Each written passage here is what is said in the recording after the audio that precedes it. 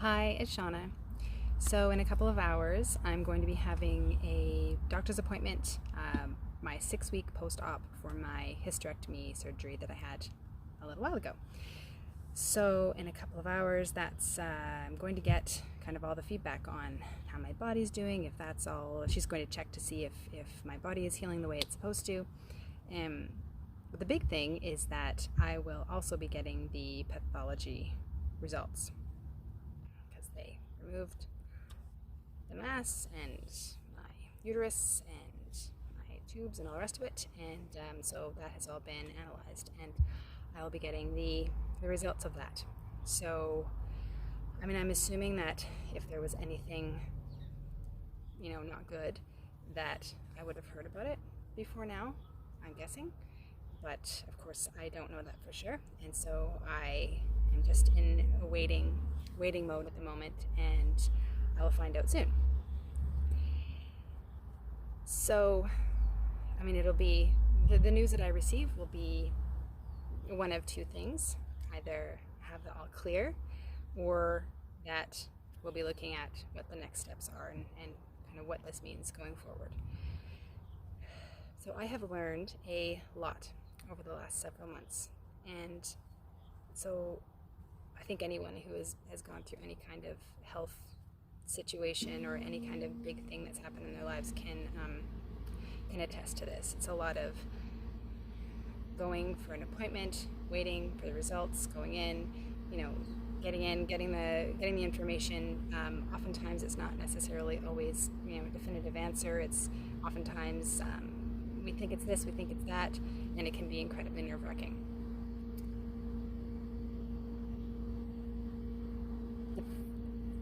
Having the fear of cancer in my life it's rocked my world in a huge way, in the way that you would think that term would be defined.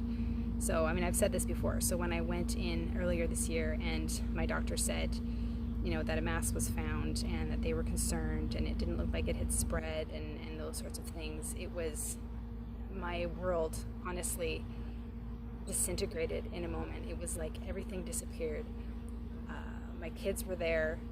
I just felt like I was in a void and completely lost.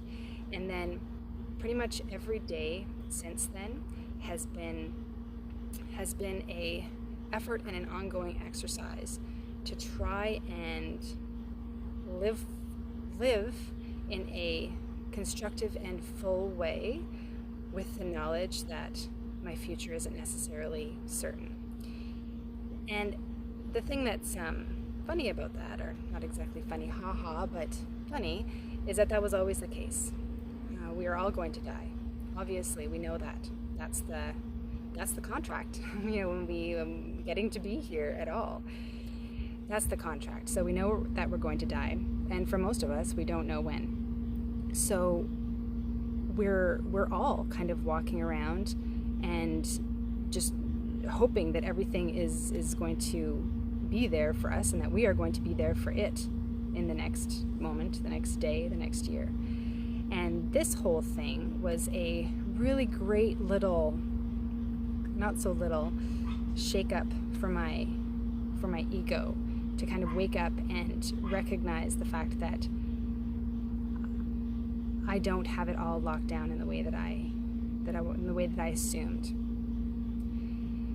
So after I got this news earlier this year, I was useless, which I think is a pretty normal human thing. I was terrified, and terrified for me meant just completely shutting down. So my husband was there at the appointment with me. We got home, and I was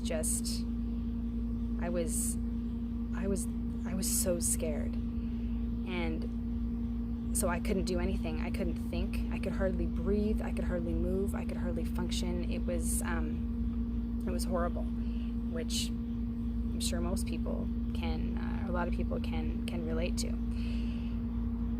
And what I realized was what a huge waste that was, because here I was, kind of smack up to my mortality, basically, and rather than learning from what it was that I was experiencing and being able to translate that out into my relationships with the people that I loved, I was completely shutting down. And so the last few months has essentially been me trying to figure out how it is that I can take this newfound knowledge, or rather remembering, because again, we all know that we're going to die, but most of us forget it for the vast majority of the day.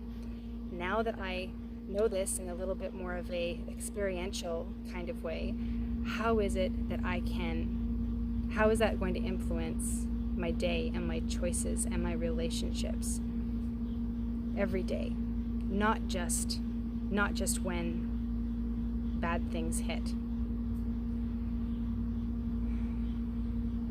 Because bad things always happen. And you know, whatever it is that happens to be, whether it's a health crisis, whether it's a dear friend of ours dying at a young age, getting scary, hard health news for a relative, when one of our dear pets and friends die, all of these things are inevitable. These things are going to happen. So then essentially what it's about is the practice around how it is that we define those things that happen in our lives. You know, do we define that crisis as an attack, as a breach of trust, as an excuse not to participate? If we interpret those kinds of things that happen as a affront to us and our being, then that is going to impact how it is that we go about the day in a big and significant way. Or do we interpret these crises as an invitation to look at things a different way, an invitation to step into our relationships in a different way, to step into our work in a different way, to step into our parenting in a different way, in a more open, more conscious way.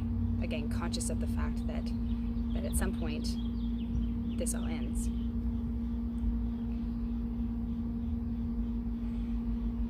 So that is what this that is what this experience has done for me. And so I am grateful for that, because despite the fact that I've had various challenges in the past, this has shaken me up in a way that those ones didn't. This one has kind of, I don't know, touched me and awoken something in me that was sleeping before. And so for that, I'm grateful. Don't get me wrong, I really want to go today, and I really want her to say, all clear, you're all good, no worries, go do your thing, whoop whoop. This is what I want.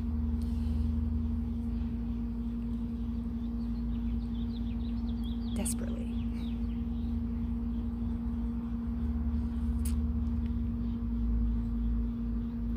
But I can't control that. So, what I can control is how I spend the next couple of hours, how I receive the information, and then how I spend each day and week and month and year after that. That's my opportunity. So, okay.